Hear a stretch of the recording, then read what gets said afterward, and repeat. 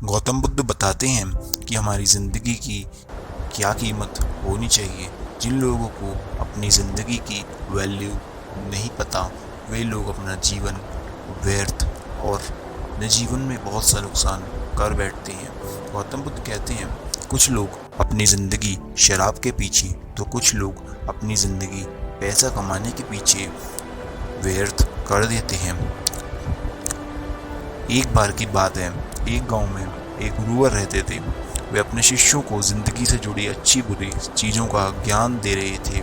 सभी शिष्य उनकी बातों को बहुत ध्यान से सुन भी रहे थे। उन सभी में एक शिष्य ऐसा था जिसे प्रश्न पूछने की बहुत आदत थी।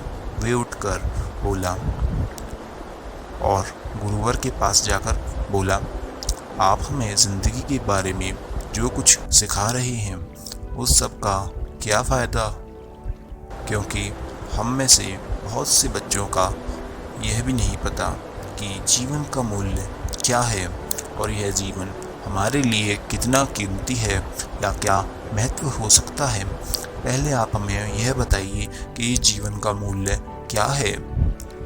अपने शिष्य की बात सुनकर गुरुवर अपने कक्ष में गई और एक चमकता हुआ पत्थर का टुकड़ा लेकर आई। वो टुकड़ा उन्होंने अपने शिष्य को दिया और बोली, मैं तुम्हें इस जीवन का मूल्य तब बताऊंगा जब तुम इस पत्थर का सही मूल्य पता लगाकर आओगे।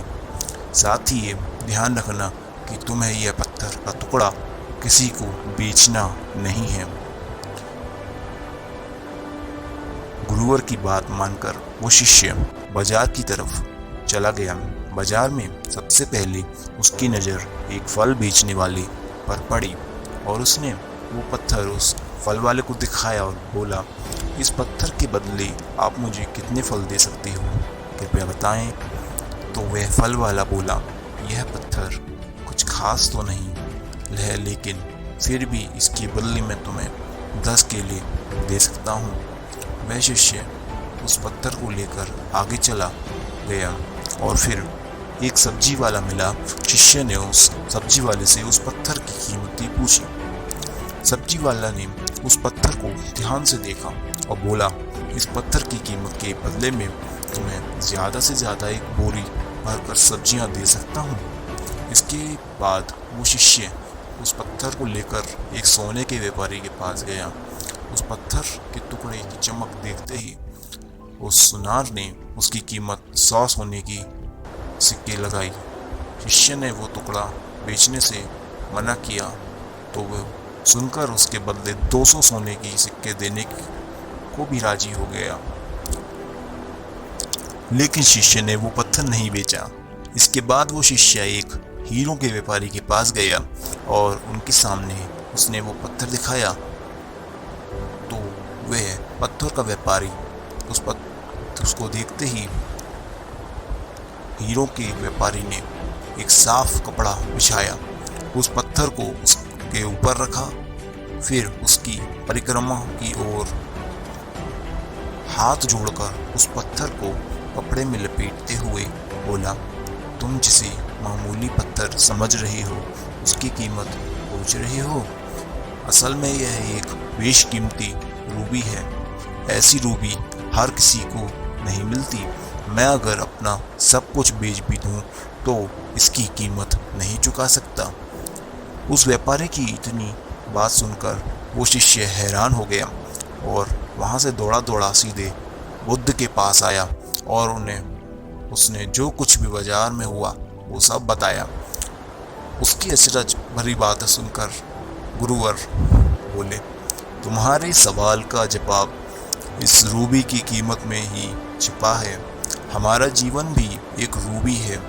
रूबी की तरह यह बेशकीमती है, लेकिन हम इस बात को हमेशा नज़रअंदाज भी करते हैं और अपने जीवन का मूल्य नहीं समझते।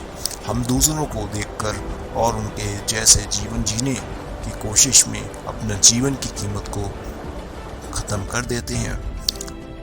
हम ये सोचते हैं कि हमारी ज़िंदगी की कीमत वही है जो दूसरों ने हमें बताती है, लेकिन यह बात हमेशा ध्यान रखना कि हम हमारे जीवन की कीमत सामने वाला अपनी हैसियत, बुद्धि और अपनी समझ के हिसाब से तो बर्बाद ना करें।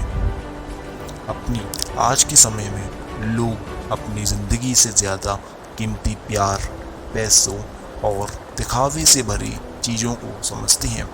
प्यार के चक्कर में लोग सुसाइड कर लेते हैं और तो और पैसों के चक्कर में ऐसा काम करने लग जाते हैं जिससे उनकी ज़िंदगी भी बर्बाद हो सकती है। नाम कमाने के चक्कर में उल्टे सीधे काम करने लग जाते हैं। हमेशा याद रखें कि दिखावा करना ज़रूरी नहीं है। प्यार दोबारा मिल सकता है, पैसा फिर कमाया जा सकता है, लेकिन ज़िंदगी को फिर से पाया नहीं जा सकता। इसलिए अपनी इस बेशकीमती ज़िंदगी को अच्छे से जिएं, हर पल का अंदाज़ा से हर पल आनंद लें, हर पल का आनंद लें।